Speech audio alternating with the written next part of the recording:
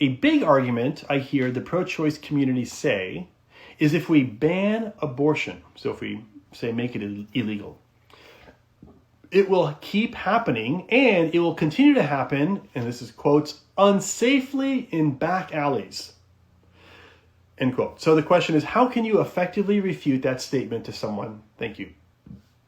So this is the challenge of the fact that if you make abortion illegal, people claim that women will be forced to go into back alleys, which is what they say happened years ago before abortion was legal. And this is unsafe, this is dangerous. Women can get injured, they can get killed. Why force them into an unsanitary situation where there's some sort of back alley butcher who's doing God knows what? Or worse, that they would go into back alley, maybe try to self-abort. So that's the challenge. And it's a powerful challenge, very rhetorically powerful. And as I mentioned, it's nothing new. Abortion choice advocates have been making this argument for many, many years, for decades, in fact. And but here's the problem. The claim's legitimacy has been called into question because a lot of the details about back alley abortions and whether they happened and how often they happened were exaggerated and were embellished, and sometimes were just incorrect. And it's not just me saying this. Even abortion choice advocates have readily admitted on numerous occasions that it's not the case that there was thousands and thousands of women fleeing into back alleys to have these illegal abortions. And perhaps one of the most powerful evidences that that's the case is by Planned Parenthood's own medical director. Her name is Dr. Mary Calderon. She was the medical director prior to Roe v. Wade being legalized. Okay, so I pulled up her quote. I want you to see what she says about illegal abortions before abortion was legalized in the United States. So this is before Roe versus Wade, okay? And here's what she said, quote, "Abortion is no longer a dangerous procedure." She goes on to say, "It is estimated that 90% of all illegal abortions are presently done by physicians." She says, call them what you will. Call them abortionists or anything else. They are still physicians trained as such, and many of them are in good standing in their communities. Okay, so notice what she's claiming. She's saying, look, all these abortions that are happening that are illegal, they're not dangerous anymore. Why? Because they're happening in hospitals. They're happening in doctors' clinics. They're happening with licensed physicians. These aren't back alley butchers. It's not some guy in overalls with like unsanitized equipment. No, they're happening in hospitals. And so it's quite likely that if abortion was made illegal again, God willing, that women who sought an illegal abortion would simply just get them from their OBGYN or from their current physician, right? Now, I'm not claiming that a woman never went into a back alley to get an abortion. I'm not saying it never happened.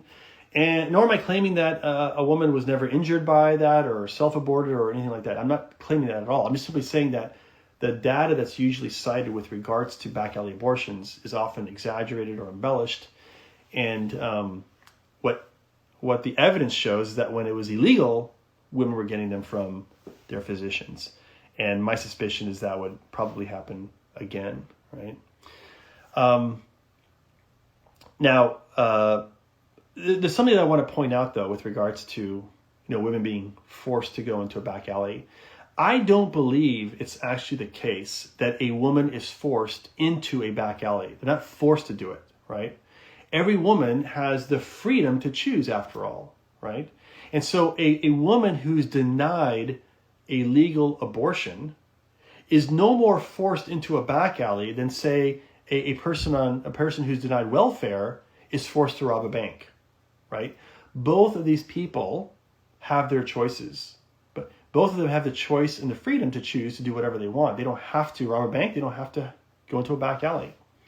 And so a woman who is pregnant has many other options than being forced to go into a back alley. She can choose adoption. She can choose parenthood, right?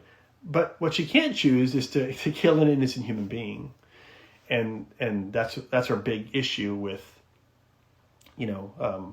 with abortion is that we think abortion is wrong because it kills an innocent human being.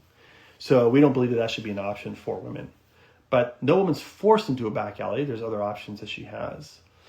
Now, let me tell you, though, what I think is the biggest problem with this back alley abortion challenge.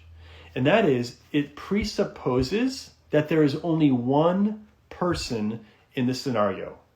It presupposes that only the mother exists and that the unborn is not a human being. And it just simply presumes that. It doesn't provide evidence for that. And the problem with that is that if you concede that premise, which is hidden in this back alley abortion kind of challenge, then you'll be at a strategic disadvantage in any further aspect of your conversation. So you can't let that go. And so this is why it stands to reason one of our key tactics when we're engaging somebody on the subject of abortion is to ask a key question. And that is, what is the unborn, right? What is the unborn? Because think about it. If the unborn is not a human being, right, I agree that we shouldn't make abortion illegal, right? If the unborn is not a human being, then I don't think we should make it more dangerous for a woman to procure an abortion, right? If abortion is merely the same as having your tonsils removed or your appendix taken out or something like that, well then, yeah, we shouldn't make it more dangerous for a woman to pursue getting an abortion because she's just getting a tonsillectomy or an appendectomy or whatever it might be.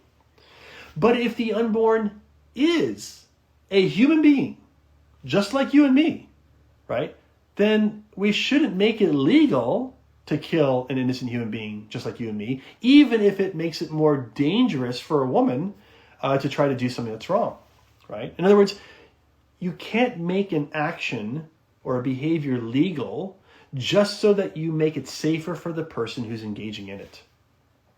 So, for example, bank robbery is dangerous, right? You might get shot trying to rob a bank, okay?